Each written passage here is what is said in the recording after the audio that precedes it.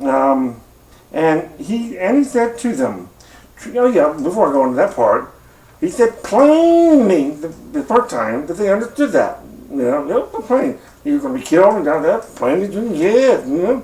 But the rest of it, and this is what I find kind of very interesting about Jesus. He throws all this wisdom out in babble bunches, big old bunches of babble bunches.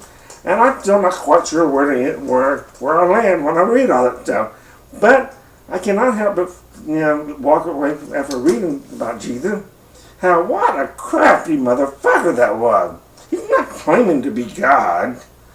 If I speak to you of earthly things and you do not understand, how then will you believe when I speak to you of heavenly things? I said this to one of the members one evening, and you know what that fuck says to me? It sounds like you're preaching to me. I don't listen to people who preach to me. And I was simply quoting Jesus out of the Bible before we got to John 3:16. It sounds like you're preaching to me. That's all that church is. I do not understand what would have been Methodist about that church had they not been able to find a bunch of faggots filling it up with his head. And the Baptist church that had been torn down across the street could have easily beaten them to it, there were enough faggots in that part of town to be able to support a church. So they simply beat the Baptist to it, But you read on, okay?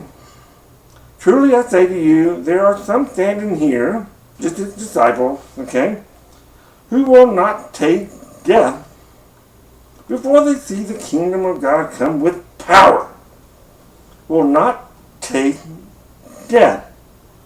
To me, that sounds like you came close.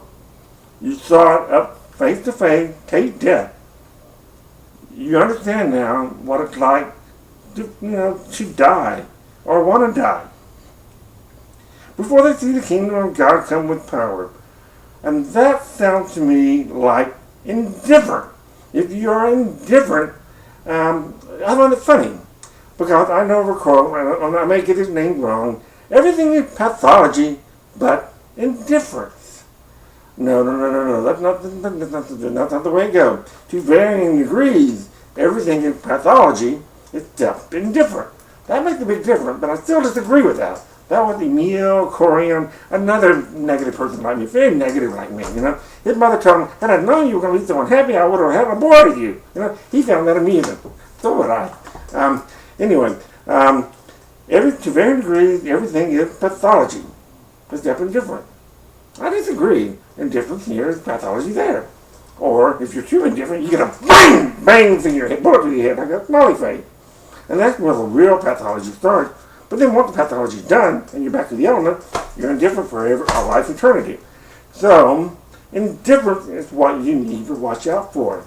They say it's hard to do the right thing. It's not hard to do the right thing. It's just hard knowing what the right thing to do is. Once you do know, it's hard not to do the right thing. And this is known as cognitive dissonance. Basically, our inability to hold two conflicting thoughts in our mind at the same time. Guilt, shame, or it's another way of saying what I just said. We are all guilty of all the good we have not done. We are always there. So you have to be a healthy balance between the good you do and the good you could have done. But what I'm seeing this day and age, we live really there's a lot of suffering, yes, but compared to halfway around the world, we live just too well, we are just too wealthy to be as ignorant as we could not have to be, I just see too much people not, I can go all over the place with this. That's why I need help. People listening to me, pulling out the part that, well, ideal job for me would be like of a liberal think tank behind the scene with a group of people who do not, cannot have their faith, conviction threatened. That is, basically without preachers and pastors, all of them. It's still nothing but a job. I had a friend who I called up. Basically, this was someone I met, and we've been friends for a long time, and I called him up. I had been introduced to him by a mutual friend. He lived in Birmingham at the time with his partner. I called him up. We have drifted apart years later. I go, Brian, when we first met back way in the beginning, I remember there being some talk, laughing, about you wanting to attend seminary school. And I've never heard any more about that since. What happened to that? What was that all about? And just toying with some ideas of how I could better myself. And I was so shocked hearing that, because you just got to know Brian. I think Brian called me to just blurt out, without why? What was it making you think you needed to be? How would that have made any difference? We can't all be priests or pastors either. At the end, after all is said and done, it's still nothing more than just another job.